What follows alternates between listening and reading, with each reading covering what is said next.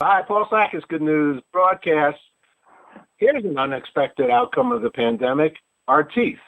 We have Dr. Sean Boyens, Vice President, Health Improvement for the Dental Quest Partnership for Oral Health Advancement.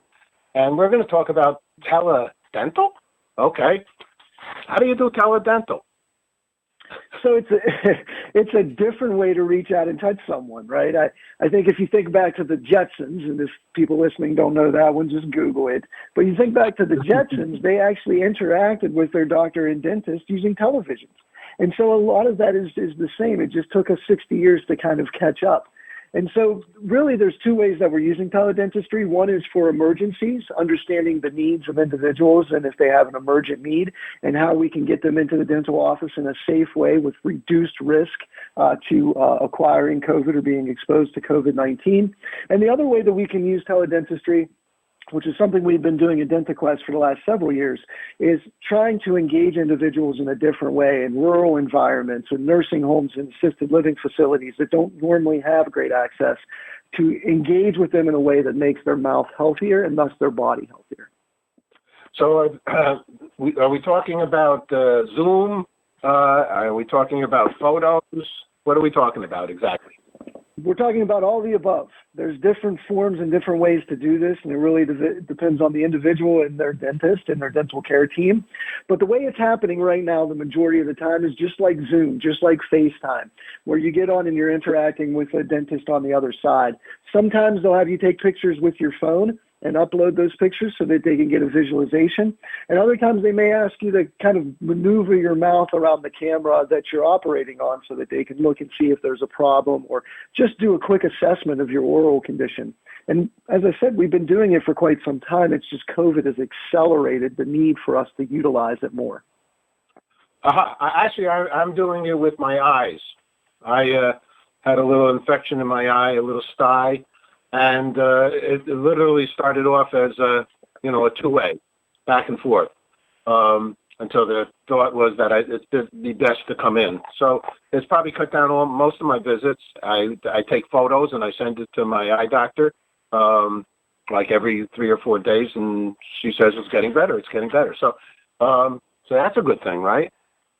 Absolutely, and I think really what we've seen is technology has stepped up during the COVID pandemic and affected medicine, dentistry, behavioral health, affected optometry, like you said, in just different ways that we've been ready for. We just needed the right process in order to exist to do it. And, I think what you talked about is you sent some pictures in and you didn't have to go in as much. We're hearing that on the dental side. In fact, the American Dental Association Health Policy Institute just came out on a webinar and said, up to 40% of individuals using the telehealth as for dental care did not need to actually come in for an emergent or urgent appointment. And so that 40% were individuals that may have increased their risk of exposure or gone in at a time they didn't need to. Tell me a little bit about your practice. Where are you located? So I actually work for the DentaQuest Partnership for Oral Health Advancement, which is a nonprofit affiliated with DentaQuest, which is the largest benefits organization on the Medicaid side in the country. We are responsible and oversee approximately 30 million of the most vulnerable children and adults that we have in the country. And so really what my job at the DentaQuest Partnership to do is to find ways to advance and improve healthcare overall and make sure that people are getting healthy outcomes, that they're satisfied with the care that they're receiving, and that we're reducing costs, because we do have a healthcare cost crisis that existed before COVID and has only been increased since COVID has hit. And so I have the fun job of trying to fix different areas and working with a really skilled set team to understand, okay, what are the things that not only would a patient or individual want, but how about something that the taxpayer can benefit from? Wow, that's important. By far.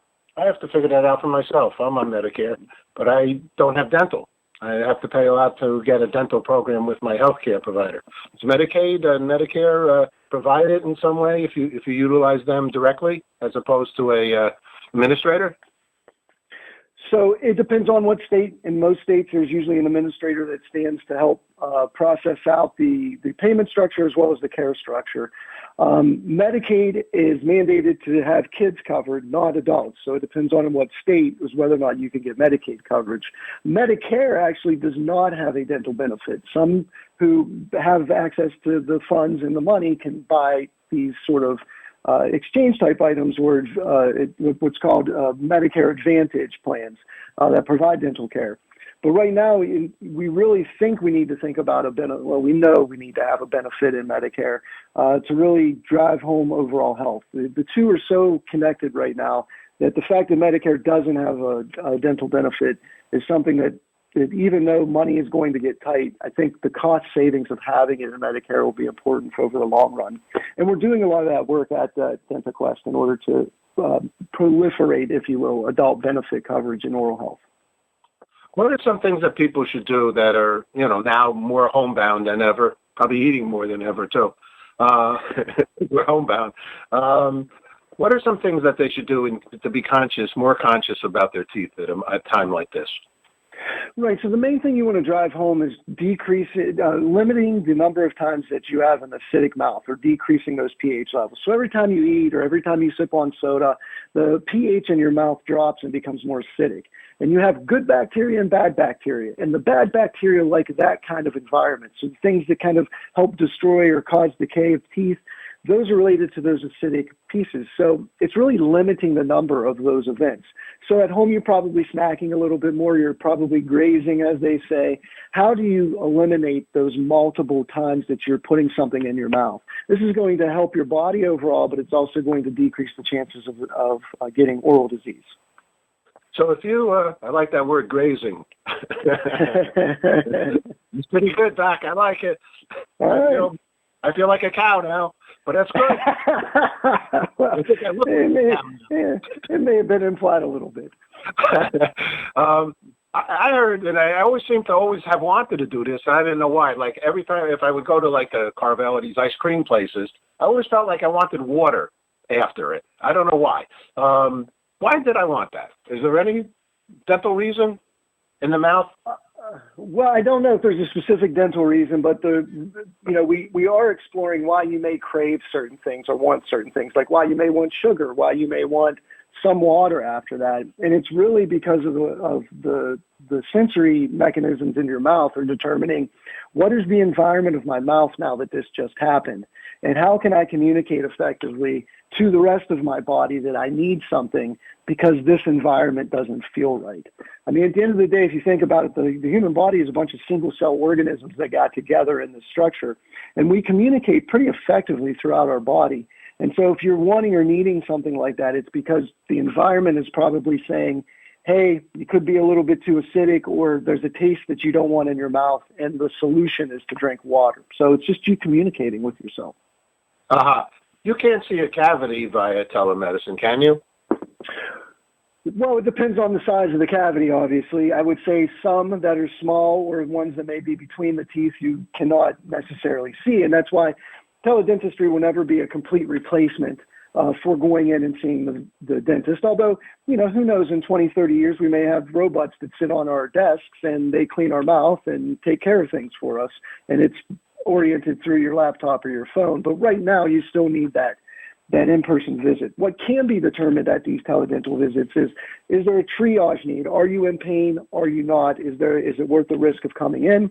And then the other thing is as an engagement tool to talk about your overall health. Are you doing more things that are going to proliferate or increase the number of good bacteria and eliminate or decrease the number of bad bacteria? And if you have a visit like that once a year, we do have a group of clinics in Oregon called Advantage Dental. They're doing that in a lot of their programs, and they're finding that patients who go through that process of education using telehealth, that they're less likely to need an emergency visit. They're less likely to need a filling or an extraction, more likely to get preventive visit, and cost the system a lot less, which is good news considering that we're all going to be experiencing budget deficits just as much at the state level as a taxpayer as well as at home. And so anything that reduces cost is something that I think is well worthwhile. It's good news. I agree. Dr. Boynes, you know your stuff. You're a good man. Thank you very much for sharing and helping many live their life in a nicer way. Thank you, sir. Thank you. Appreciate the time. If anybody wants anything else, dentaquest.com/teledentistry. DentaQuest is all one smushed together word, and that's our website. There you go. All right. Thank you very much. Stay safe.